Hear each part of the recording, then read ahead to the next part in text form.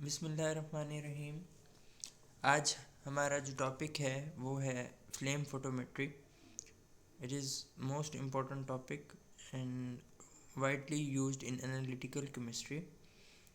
तो सबसे पहले फ्लेम फोटोमेट्री होता क्या है? Flame photometry is actually a method which uses flame to emit a characteristic wavelength of an analyte.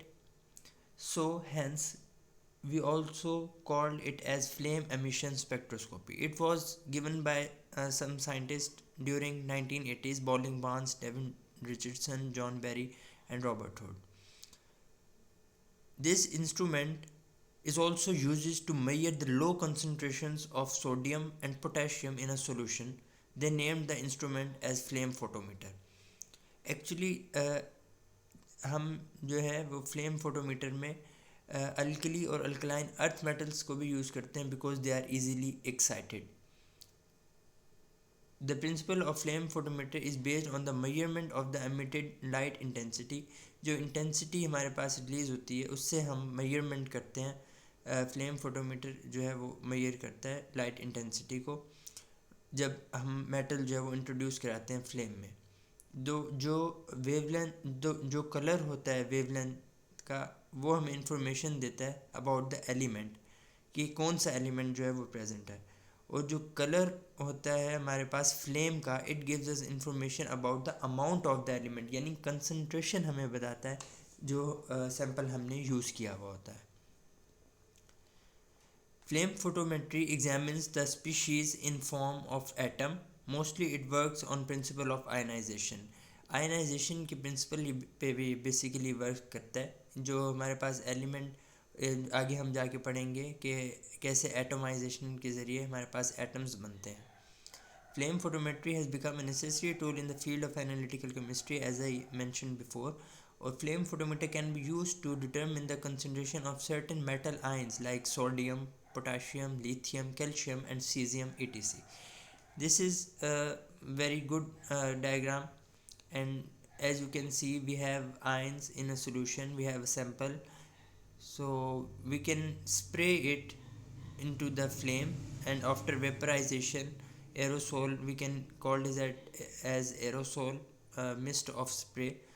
Here molecules, they are excited one, they after thermal dissociation they reach to the ground state, and after due to the thermal energy of flame they absorb energy and they got excited. And as we know that excited state is not a stable one, so they release the energy and move back to the ground state, and while moving back to the ground state they releases their characteristic wavelength.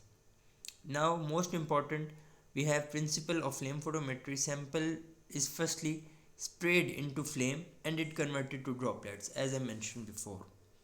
Sample is sprayed into the flame and it converted to droplets. Due to the thermal energy और heat of the flame, जो हमारे पास आग की जो गर्माइश होगी, जो हमारे पास आग की जो हमारे पास हीट होगी, थर्मल एनर्जी, उसकी वजह से जो सॉल्वेंट है वो जो सॉल्वेंट है ड्रॉपलेट से वो इवेपोरेट हो जाएगा और हमारे पास पीछे क्या रह जाएगा? Fine residue. Now which residue is converted to neutral atoms. इसको हम एटमाइजेशन भी कहते हैं.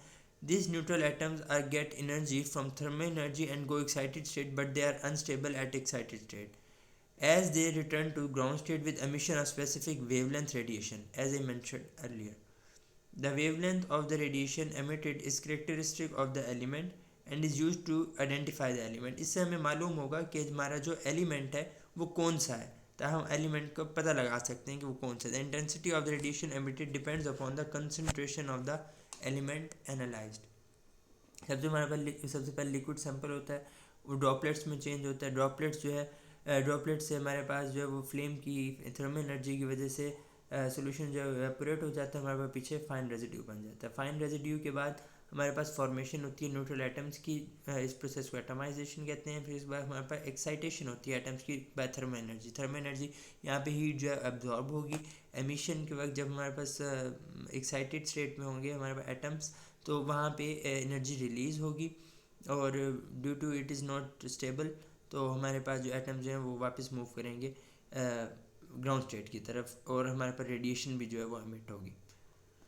इसके बाद हमने बताया कि पहले भी the compounds of alkali earth metal dissociate into atoms when introduce into the flame, some of these atoms further get excited to even higher levels. लेकिन ये जो हमारे पास एटम्स हैं हायर लेवल पे ये स्टेबल नहीं होते, so they have to move back to the ground state. ये हमारे पास एमिटेड वेवलेंथ है, और उनका हमारे पास फ्लेम का कलर है कि किस तरह आता है। सोडियम का 589 नैनोमीटर पे येलो कलर आएगा। इस तरह पोटेशियम का है violet, barium lime green, calcium का है ऑरेंज और लिथियम का है red. This chart is important according to paper point of view. अब हमारे पास कंपोनेंट्स में हमारे पास कौन कौन से हमारे पास कंपोनेंट्स होते हैं फ्लेम फोटोमीटर के। बर्नर्स, ज़ाहिर सी बात है हमारे पास फ्लेम के चलाने के लिए हमें बर्नर की ज़रूरत है। तो हमारे पास बर्नर्स होते हैं दो तरह के। एक हमारे पास टोटल कंजम्पशन बर्नर है, इसमें हमारे पास हाई प्रेशर होता है फ्यूल का, और ऑक्सीडेंट और sample solution is Aspire through the capillary. इसमें हमारे पास एक छोटी सी कैपिलरी ट्यूब होती है, as you can see in a diagram. Capillary tube जो है वो एक कैपिलरी एक्शन के ज़रिए जो है वो हमारा ऑक्सीडेंट और जो हमारे पास फ्यूल होता है उसको मिक्स करके हमारे पास टिप पे लेके आती है, और फिर वहाँ पे H2NO2 are generally used as fuel as oxidant हमारे पास यूज़ होते हैं। The advantage over other is the entire consumption. इसमें हमारे पास जो सैंपल है उसकी इंटायर कंजम्पशन होती है। इस डिसएडवांटेज में हमारे पास ये है कि इसमें हमारे पास non uniform flame, non uniform turbulent किस्म के हमारे पास फ्लेम्स बनते हैं। जो हमारे पास प्रीमिक्स बर्नर है, इस बर्नर में फ्यूल ऑक्सीडेंट जो है वो थॉरोली मिक्सड होता है बिफोर एस्पायरेशन, यानी एस्पायर करने से पहले ये ड्रॉपलेट्स में या मिस्ट फॉर्म में कन्वर्ट होने से पहले जो है ये हमारे पास थॉरोली मिक्स हो जाता है फ्लेम के पास जाने से पहले। द मेन एडवांटेज जो है वो यूनिफॉर्मिटी है, यानी फ्लेम जो है वो स्टेबल होता है हमारे पास as compare to total consumption burner. The main disadvantage जो है is a heavy loss of mixture up to 95%। हमारे पास मिक्सचर जो है वो ज़ाया हो जाता है, जबकि उसमें जो है प्रीमिक्स बर्नर में मिक्सर हमारे पास थॉरोली यूज़ हो रहा था। इसके बाद हमारे पास फ़िल्टर है, मोनोक्रोमेटर है। जब हमारे पास लाइट वेवलेंथ जब हमारे पास आ जाएगी तो हमें ज़ाहिर बात है हमें फ़िल्टर की ज़रूरत है। फ़िल्टर क्या करेगा, intensity of the radiation emitted by the element has to be monitored. जो हमारे पास इंटेंसिटी जो हमारे पास वेवलेंथ जो हमारे पास हमें मिलेगी उसकी इंटेंसिटी को filterize करेगा। Hence a filter monochromatic is to be used. A simple flame photometer contains a filter wheel, and when a particular element has to be analyzed, the specific filter is selected. बाकी जो हमारे पास दूसरी radiation होंगी उनको ये filter कर देगा और सिर्फ एक वेवलेंथ को आगे जाने देगा। डिटेक्टर क्या होगा, डिटेक्टर हमारे पास डिटेक्ट करेगा the radiation emitted by the element is mostly in the visible region. Hence, conventional detectors like photovoltaic cell or phototubes can be used in a flame spectrophotometer. Photomultiplier tube is used as a detector.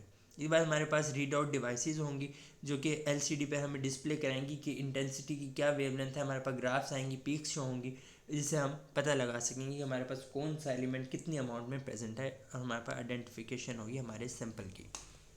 The signal from the detector is shown as a response in the digital readout device. The readings are displayed in an arbitrary scale. अब हमारे पास ये diagram है, ये हमारे पास final diagram है। यहाँ से आप देख सकते हैं कि कैसे ये कंप्रेस्ड कर रहा है फ्यूल सप्लाई को। हमारे पास कंप्रेस्ड एयर सप्लाई है, ये हमारे पास सैंपल मौजूद है, एटमाइज़र है। यहाँ से मैंने आपको बताया कि हमारे पास मेटल आइंस जो हैं वो मेटल एटम्स में कन्वर्ट होंगे, जिसको मेटामाइजेशन कहेंगे। हमारे पास मिक्सिंग चेम्बर है, मिक्सिंग चेम्बर के बाद हमारे पास बर्नर। फ्लेम में जैसे ही ये एस्पायर होंगे हमारे इसके पार्टिकल्स, इसके बाद लेंस है, लेंस से स्लिट में जाएंगे।